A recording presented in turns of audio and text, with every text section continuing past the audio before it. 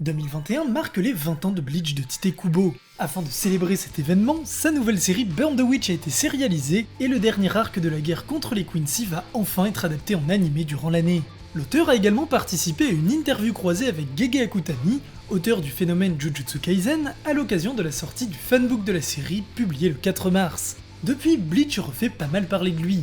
Les fans de la première heure attendent avec impatience la suite de l'anime, et Burn the Witch semble être connecté d'une façon ou d'une autre à l'univers de Bleach, puisque la Soul Society y est mentionnée. Et puis bien évidemment, il y a le nouveau chapitre qui annonce carrément une suite. Je me suis rendu compte que beaucoup de jeunes lecteurs de la génération My Hero Academia Jujutsu Kaisen ne connaissent pas Bleach ou seulement de nom. C'est là que j'ai pris conscience que le manga est terminé depuis 5 ans et l'anime depuis 9 ans. Mais ayant grandi aussi bien avec Bleach que Naruto, j'ai été surpris de voir que le premier tombe dans l'oubli alors que le second est considéré comme un classique. Pourtant, tous deux figuraient au trio monster des années 2000 avec One Piece, et tous deux ont une fin très décevante, notamment à cause des contraintes du Jump. Alors pourquoi l'un est devenu culte alors que l'autre semble condamné à tomber dans l'oubli ? Bleach débute le 20 août 2001 dans les pages du Weekly Shonen Jump, 4 ans après One Piece et 2 ans après Naruto. Le premier tome sort dès le 5 janvier 2002 et la série se fait rapidement une place parmi les meilleurs. Son ambiance flirtant avec l'horrifique et son héros plus adulte que Luffy ou Naruto lui permettent de se distinguer des autres œuvres phares du Jump. Peu de temps après son lancement débute l'arc Soul Society, révélant un des aspects principaux de l'univers de Bleach en faisant la part belle aux Shinigami. Les lecteurs y découvrent une large palette de personnages et de chara-design, mais aussi de pouvoirs et de combats spectaculaires. Le succès est au rendez-vous, et la série de Tite Kubo obtient son adaptation animée en octobre 2004, soit 3 ans après sa publication, alors que le manga en est à son 14e tome. Elle est confiée au studio Pierrot déjà chargé de Naruto, et va considérablement marquer les esprits, notamment grâce à la grande qualité de ses OST. Bleach devient une œuvre marquante pour toute une génération de lecteurs dans les années 2000, y compris en France où elle est publiée dès 2003 par Glénat. L'anime est quant à lui diffusé par MCM puis par Direct Star. L'anime a effectivement beaucoup contribué au succès grâce à la musique. Nombre d'OST sont magistrales et nous entraînent dans des combats épiques ou à l'inverse nous partagent les émotions des personnages. Mais il n'est pas sans défaut, je pense notamment aux très nombreux rajouts de l'anime et de ses arcs fillers. L'arc Bound par exemple compte pratiquement autant d'épisodes que les 3 premières parties du début de l'œuvre à la fin de l'arc Soul Society. Le filler impacte donc énormément notre façon de percevoir l'œuvre, puisque là où tout s'enchaîne dans le manga nous montrant l'urgence de la situation, l'anime relègue la menace que représente Aizen pendant plus d'une 60aine d'épisodes. Et les Bounds sont encore fréquemment mentionnés durant toute la première partie de l'arc Arrancar, notamment leur boss qui est lié à l'apprentissage d'Ichigo et les 3 peluches qui interviennent régulièrement. Bref, je m'éloigne du sujet, tout ça pour dire que l'anime a effectivement contribué au succès de Bleach, mais le manga contient déjà les graines d'une histoire réussie, contrairement à ce que j'ai pu voir. Pour commencer, la série se démarque des autres du même genre grâce à son héros atypique. Ichigo est bien plus vieux que Goku, Gon, Naruto, et il paraît bien plus mature et adulte que Luffy. Bien qu'il soit encore au lycée, il ressemble presque à un adulte. Il n'a d'ailleurs pas la naïveté très prononcée des héros que je viens de citer. Il est certes un peu bourrin sur les bords et très vite dépassé par les explications techniques, mais il fait preuve de beaucoup moins de candeur que ses homologues. Ichigo est plus terre-à-terre, plus taciturne, ce n'est pas un personnage avec un grand rêve ou une ambition idéaliste. Ce dernier point est d'ailleurs plutôt rare à l'époque de sa publication, où Gon rêvait de devenir Hunter pour retrouver son père, Naruto de devenir Hokage, et Luffy de trouver le One Piece pour devenir roi des pirates. Ichigo se contente de faire son devoir de Shinigami remplaçant et de faire ce qui lui semble juste. À ce niveau-là, en revanche, on retrouve bien un héros charismatique qui rassemble des amis autour de lui grâce à une détermination sans faille, même lorsqu'il se lance dans un combat perdu d'avance. Les actions d'Ichigo vont jusqu'à faire évoluer les mœurs ultra strictes de la Soul Society et du Capitaine Général, vieux de plusieurs milliers d'années. Selon moi, le personnage appartient à la classe des héros naturellement doués comme Goku ou Gon. Il n'est pas systématiquement le plus puissant, mais son potentiel de départ le destine inévitablement à développer une puissance incommensurable qu'il sera finalement le seul à pouvoir atteindre. Autre grosse différence avec ses concurrents, l'histoire de Bleach prend place dans notre monde, là où Dragon Ball, Naruto, One Piece ou encore Hunter x Hunter présentent des mondes complètement fictifs. Et de manière générale, les chara-design des personnages sont relativement sobres comparés aux autres ou même à Yu-Gi-Oh! La caractéristique la plus farfelue d'Ichigo est qu'il soit roux. Bien sûr, l'histoire nous emmène ensuite dans des mondes fantastiques avec la Soul Society puis le Wiko Mundo. C'est l'occasion d'y découvrir un large éventail de personnages avec les capitaines et les Arrancars aux designs divers et variés, un autre point fort de l'auteur. Malgré ces mondes, Bleach est un univers ancré dans notre réalité auquel une bonne partie de l'intrigue est liée jusqu'à l'arc Fullbring.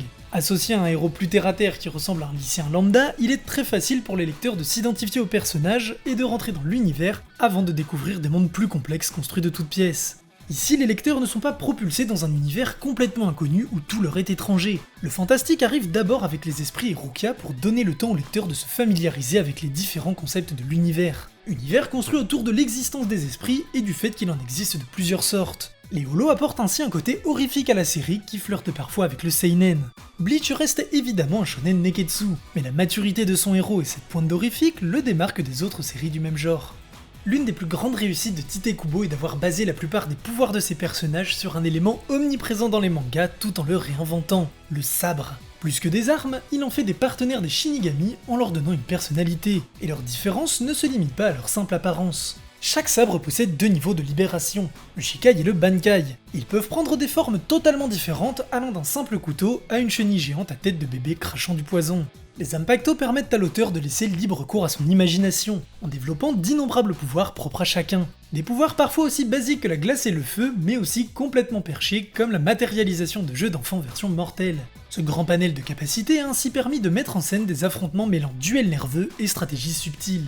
Certains se sont complètement basés sur le combat pur, comme le duel entre Ichigo et Ulquiorra, et d'autres se sont révélés plus stratégiques, à l'instar de Kyoraku contre Stark. Enfin et surtout, Bleach nous a captivés car Tite Kubo a su nous tenir en haleine dès la fin de l'arc Soul Society grâce à la révélation sur Aizen.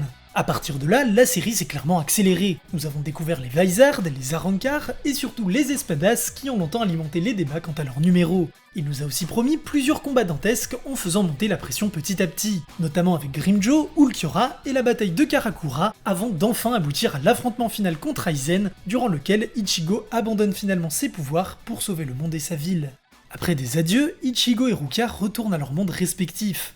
Le grand méchant vaincu, la paix pouvait enfin revenir. Après une ellipse de 17 mois dans l'histoire et quelques jours pour les lecteurs, Bleach entame une nouvelle intrigue avec l'arc Fullbringer. C'est à partir de là que la série commence sa longue chute dans les sondages de popularité, et il est difficile de ne pas trouver cela justifié. Tout d'abord, la conclusion de la saga Aizen a des airs de fin définitive, puisqu'il y a un véritable accomplissement pour les personnages. Les pourquoi du comment initiés dès le premier tome sont réglés. Aizen se cache derrière toutes les manigances louches de la Soul Society depuis des années, et qui ont conduit Rukia à devoir transmettre ses pouvoirs à Ichigo, une sorte d'expérience non voulue d'Aizen qui a fini par le mener à sa perte. Les personnages avaient tous évolué grâce aux épreuves, chacun reprenait sa vie, bref, c'était une conclusion tout à fait satisfaisante. En soi, une bonne suite était tout à fait possible. Prenons l'exemple de Dragon Ball. Beaucoup de rumeurs affirment que l'histoire devait se terminer après la saga Freezer, qui se présente comme un excellent aboutissement de l'histoire de Goku et des Saiyans. Pourtant, l'arc Cell a magnifiquement pris la suite et est parfois encore plus apprécié que celui de Freezer. Le problème avec l'arc Fullbring de Bleach, c'est qu'il est pensé pour amorcer la transition avec le prochain gros arc, vendu comme étant au moins aussi important que celui d'Aizen. Kubo devait donc trouver un moyen pour rendre ses pouvoirs à son héros, au moyen d'une nouvelle catégorie de pouvoirs qui s'ajoute aux Shinigami, Holo et Quincy. Sauf que c'est chiant, l'histoire est faite et prévisible au possible, et on a la sensation que tout ce qui faisait Bleach a disparu. Les pouvoirs sont plutôt originaux, mais il est difficile de comprendre la place que l'auteur essaie de leur donner. La preuve c'est que les Fullbringers disparaissent aussitôt leur arc terminé, et ils refont simplement un caméo plus furtif qu'un courant d'air à la toute fin de l'arc Quincy. Finalement, le seul intérêt de l'histoire est d'avoir redonné ses pouvoirs à Ichigo et expliqué ceux de Chad et Orihime.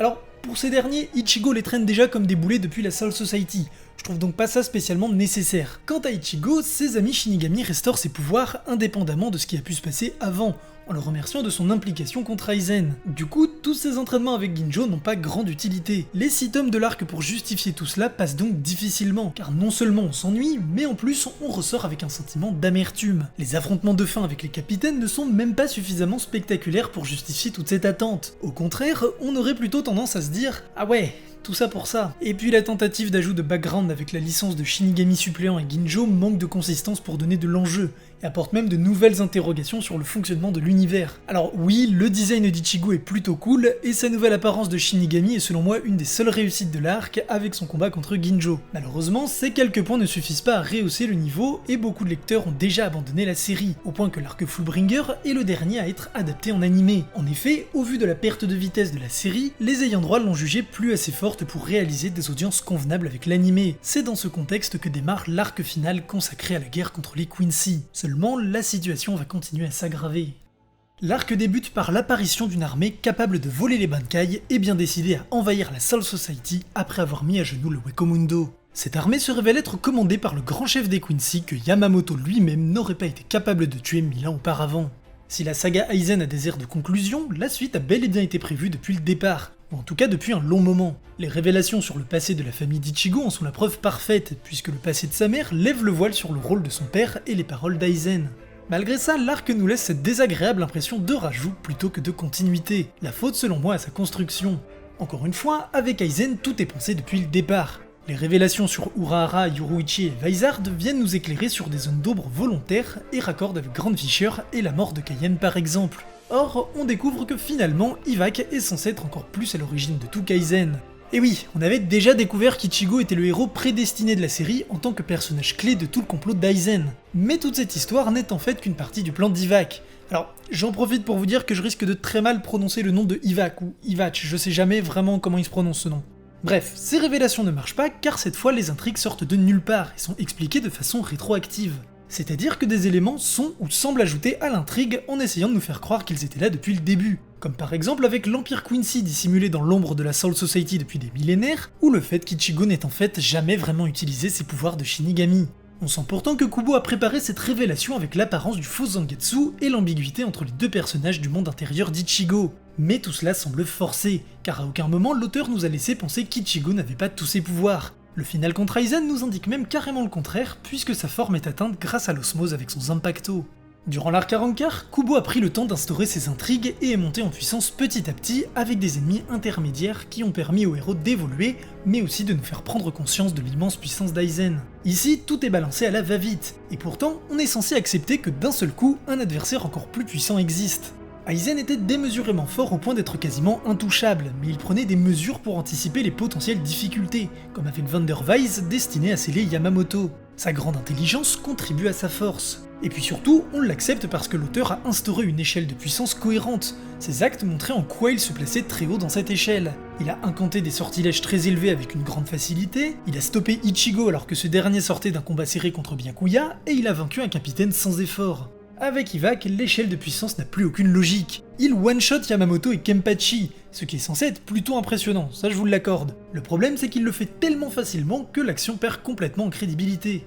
Le problème, c'est que pour instaurer un véritable enjeu, Kubo doit créer un personnage encore plus puissant qu'Aizen, ou en tout cas encore plus dangereux, sauf qu'il n'a rien préparé pour nous le faire accepter. Et je pense qu'il en avait conscience d'une certaine manière, puisque tout le monde passe son temps à nous répéter à quel point Iwak est puissant, sans vraiment qu'on le voit vraiment nous montrer en quoi il est véritablement puissant. Il est juste virtuellement invincible, et ce avant même de s'emparer des pouvoirs du roi spirituel. Je ne critique pas le fait qu'il ait vaincu ces personnages en particulier, au contraire je trouve que c'est un très bon moyen de nous démontrer sa puissance. Ici, ce que je critique, c'est la manière de faire, qui rend le personnage presque grotesque tellement on essaie de nous faire croire à sa force. Il en résulte un antagoniste plutôt creux qui veut juste devenir le grand maître du monde, ce qui rend l'histoire pas bien passionnante.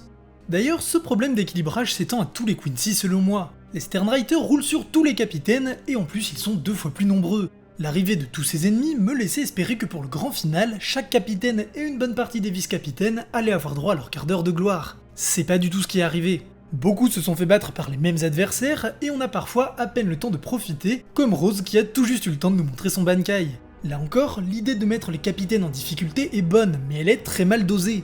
La technologie du vol de Bankai est également très intéressante, car elle permet de développer les pouvoirs des capitaines sans forcément verser dans des power-up à outrance. Je trouve très astucieux de voir Hitsugaya se battre en symbiose avec sa vice-capitaine, ou Byakuya perfectionner son Shikai.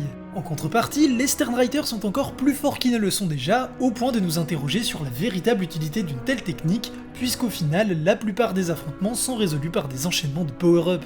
Je pense notamment à l'affrontement contre The Miracle totalement immortel, où Kenpachi libère déjà son Bankai, et Hitsugaya nous révèle son vrai Bankai, avec l'astuce des fleurs un peu malhonnête à mon goût. D'autres à l'inverse sont juste des successions de pouvoirs cachés de nombreux personnages, histoire d'en caser un maximum avant la fin de l'histoire, comme par exemple face à Askin Naklevar ou The X-Axis. Étendu sur une vingtaine de tomes, l'enchaînement des combats devient très rapidement redondant puisque tous suivent les deux mêmes schémas. Soit le Quincy est supérieur et demande l'intervention de plusieurs personnages qui révèlent tour à tour leur puissance cachée, soit le Quincy se fait démonter par un personnage fraîchement entraîné qui lui sert de défouloir. Bref, j'ai beau adorer les nombreux pouvoirs développés par l'auteur, on perd un peu le fil de l'histoire, au point de ne plus vraiment comprendre ce qu'on essaie de nous raconter, ou même quelle est la finalité de tout ça. Bon, pour tout vous dire, je suis un peu malhonnête, car je sais très bien pourquoi la fin de l'arc en est arrivée là. Les éditeurs du Jump, en constatant la chute libre de la série, ont forcé Tite Kubo à arrêter Bleach prématurément. Dans ces conditions, difficile de conclure comme il l'avait prévu. On parle quand même d'un arc qui devait à première vue durer 10 ans et qui en a au final duré que 5. Cet empressement nous a privé, je pense, du plus important, les flashbacks. À l'exception de celui d'Ichigo et de Kenpachi, c'est le néant. Le passé de la Soul Society est tout juste mentionné, et la quasi-totalité des nouveaux personnages n'ont aucune histoire. Le passé des membres de la Division 0 est mentionné au détour de quelques phrases, mais c'est clairement insuffisant pour un groupe censé être aussi impactant que le leur. Quant aux Sternwriter, à l'exception de Basby et Asphalt qui partagent le même, aucun Quincy n'a droit à un développement de son passé, pas même Ivac. Les éléments que je critiquais précédemment deviennent ainsi plus compréhensibles, puisqu'il est impossible de créer de l'enjeu et de s'attacher à des personnages qui ne racontent rien. Basby m'a paru tout de suite beaucoup plus intéressant lorsque j'ai compris son passé et que j'ai découvert par la même occasion l'origine de tous ces Quincy sortis de nulle part. En leur donnant un passé et des motivations, je suis persuadé que certains Sternwriters seraient devenus les personnages favoris des lecteurs, tout comme l'ont été Grimmjow et Ulquiorra. Je pense aussi que le problème de puissance est en partie dû à cette absence d'histoire, tout comme pour la redondance des combats. Kubo est plutôt doué pour créer des pouvoirs, mais voir du combat pour du combat est très vite sans intérêt. En revanche, si un combat contient des enjeux autres que la survie du gagnant, il devient tout de suite plus captivant, car on peut commencer à ressentir de l'empathie ou au contraire être révulsé. Mais dans l'un ou l'autre des cas, ces sentiments nous impliquent. Et inutile de dire que l'absence d'un pan entier du passé concernant le boss final gâche complètement l'intérêt de suivre l'histoire, puisqu'on n'a aucun moyen d'être impliqué par ses agissements. On est laissé à la place de simples spectateurs, attendant que le héros triomphe du grand méchant vilain. Le héros, parlons-en. Son absence d'une bonne partie de l'arc en a énervé plus d'un.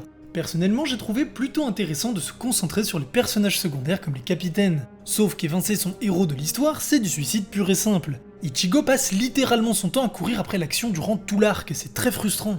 En plus, le flashback sur sa famille et son entraînement nous laissait espérer un Ichigo au meilleur de sa forme. Tout ça pour un seul combat de 2 minutes où son Bankai est brisé d'un coup. C'est quel genre de coup en traître ça ? Et il n'a aucun autre véritable combat à part celui contre The Jail. Sans parler du fait qu'Ichigo obtient le dernier des 4 pouvoirs de l'univers en héritant des facultés de sa mère. Je trouve personnellement que ça rend le personnage ennuyant, et il n'y a plus aucun intérêt à ce qu'il soit accompagné par ses amis puisqu'il possède des pouvoirs semblables en beaucoup plus développés. Je ne vois vraiment pas l'intérêt d'avoir fait d'Ichigo un Quincy. Il n'avait pas spécialement besoin de ça pour être impliqué dans la guerre de 1000 ans, et Ichin aurait tout à fait pu abandonner sa vie de Shinigami pour sauver une humaine. Les explications d'Urahara sont simplement une façon de rendre tout ça cohérent, et ça aurait totalement pu marcher pour une humaine. Bref, il ressort de cet arc final une impression de brouillon, où l'on sent que l'auteur a été privé d'une partie de son histoire, et pourtant des éléments semblent quand même de trop. La plupart des lecteurs ont quant à eux ressenti beaucoup de déception et de frustration. L'arc Quincy est d'autant plus décevant que les romans sortis ensuite ont révélé des aspects de l'univers à peine évoqués lors de la série principale, notamment la création du monde, l'histoire d'autres Kenpachi et la véritable raison d'être des Fullbringers.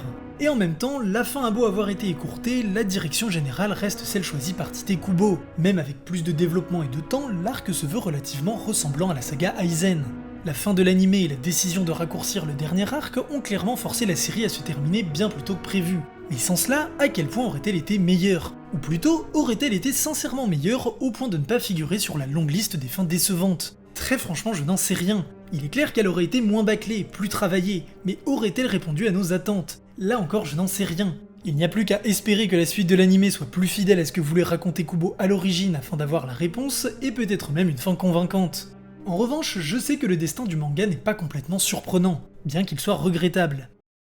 Après avoir relu le manga et re-regardé l'anime, je me suis rendu compte que beaucoup de défauts imputés à l'arc Quincy étaient déjà présents dans la première moitié de l'œuvre, ou du moins on pouvait en voir les prémices. Après relecture et revisionnage, j'ai pris conscience de certains défauts que je n'avais pas vus jusqu'ici. Bleach se montre rapidement redondant à cause de la nature de son héros. Du fait qu'Ichigo n'ait pas de rêve, il n'a pas d'objectif à atteindre, si ce n'est protéger les personnes qui lui sont chères. Dans le premier arc, les histoires s'enchaînent donc de façon très épisodique. Un holo apparaît, Ichigo s'en charge en tant que Shinigami remplaçant, et chaque nouvelle histoire est l'occasion d'approfondir l'un des amis d'Ichigo. À partir de la capture de Rukia, il devient un peu plus actif, mais c'est toujours l'action qui vient chercher le héros et non l'inverse, ce qui peut donner parfois l'impression de chercher un prétexte pour que Ichigo ne soit pas écarté de sa propre série. C'est notamment le cas de la capture d'Orihime, qui non seulement répète le schéma capture, sauvetage, exploration, et qui au final ne mène pas à grand chose, puisque la capture n'a pas vraiment isolé Ichigo comme prévu. Elle n'a pas non plus nuit aux Shinigami qui ont pu mener un raid sur le Wikomundo. Aizen n'a pas vraiment fait usage des pouvoirs d'Orihime, et en plus, elle est complètement indemne. Et c'est pareil avec la progression des héros dans leur quête de sauvetage. Ils découvrent un nouveau monde, de nouveaux alliés, mais aussi de nouveaux ennemis, dont certains se dressent comme de véritables murailles infranchissables auxquelles Ichigo va devoir trouver un moyen de faire face.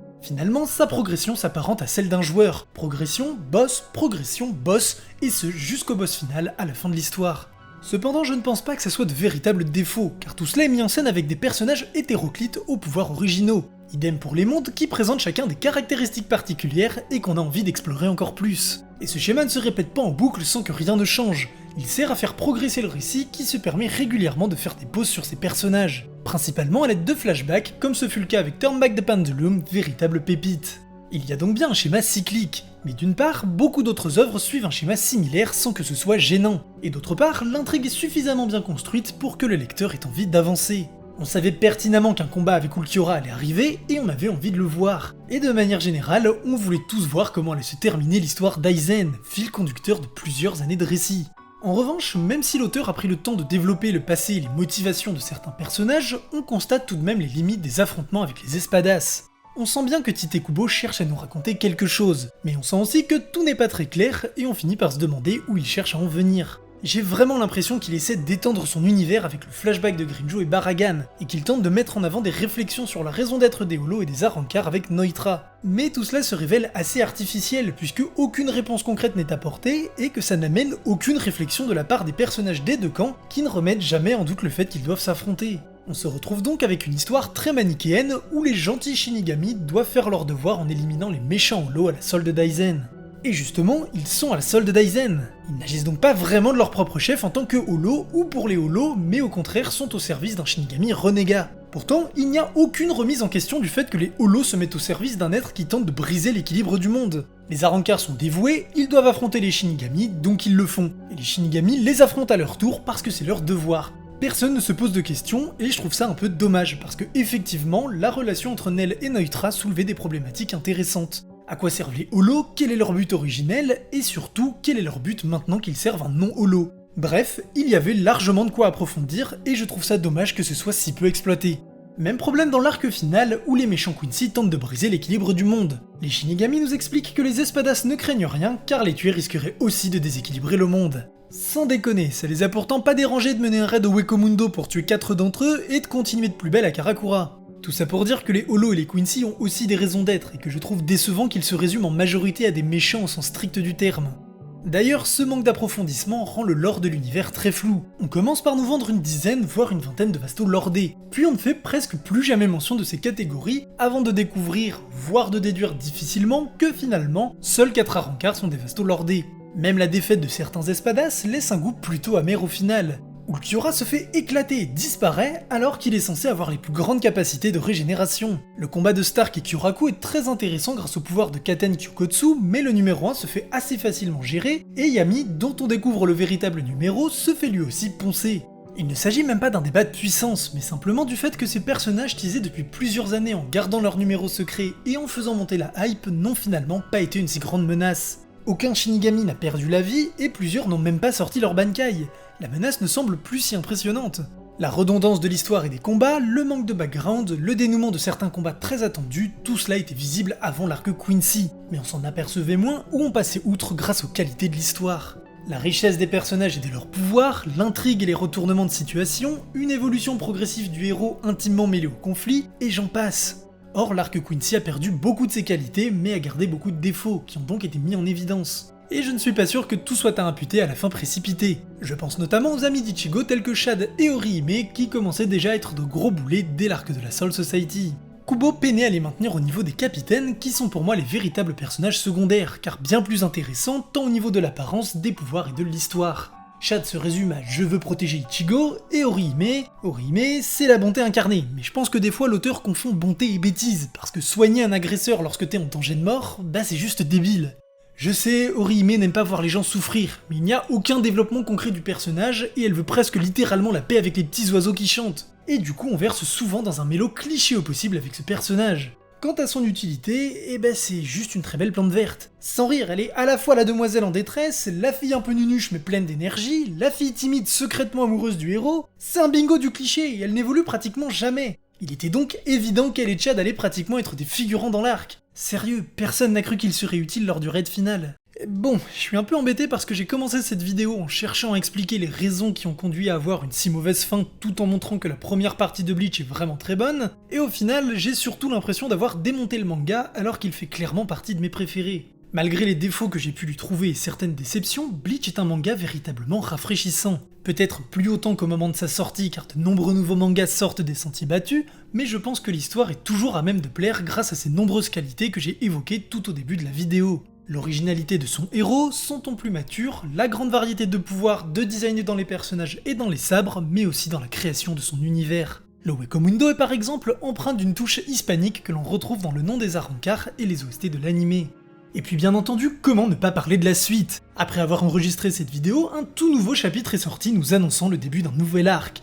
Alors qu'est-ce que j'en pense? D'un côté je suis content, j'aime Bleach et j'ai envie d'en apprendre plus sur cette mythologie. Savoir que les enfers vont être au centre de ce nouvel arc me réjouit donc beaucoup. Je pense même qu'il n'y avait pas meilleur sujet à exploiter. Mais d'un autre côté j'ai peur, très peur. Encore une fois, l'arc Quincy était censé être prévu, et pourtant la sensation d'ajout et de surenchère joue beaucoup sur sa médiocrité. Je me demande donc si encore ajouter un arc par-dessus est une bonne idée. J'espère vraiment que Kubo racontera des choses intéressantes et éclaircira tout ce qui doit l'être. Genre pourquoi Ichigo a récupéré la première forme de son Zanpakuto, qu'est-ce qui est arrivé à Iwak et au Quincy, et surtout comment fonctionne concrètement le monde de Bleach. Bref, Bleach ne semble plus vraiment condamné à tomber dans l'oubli comme je pouvais le craindre en introduction, bien que je me dis aussi que ce chapitre est aussi fait pour relancer un peu la hype autour de l'histoire. Maintenant, reste à savoir qui cette suite va-t-elle cibler, les habitués, les nouveaux lecteurs ou peut-être même les deux. Quoi qu'il en soit, comme on dit, wait and see. Finalement, je suis heureux que Bleach ait inspiré et motivé un auteur responsable d'un nouveau hit du moment, car ça change des traditionnelles inspirations de Naruto ou Dragon Ball. J'attends donc beaucoup de la suite animée, car j'espère qu'elle comblera les trous du manga, mais aussi qu'elle redonnera la place que mérite Bleach parmi les grands shonen neketsu de ces 2 dernières décennies. Je vous attends maintenant en commentaire pour me dire quelles sont vos attentes concernant cette suite en animé. Et surtout, dites-moi quels sont vos meilleurs souvenirs avec Bleach. Sur ce, je vous laisse. Salut à tous.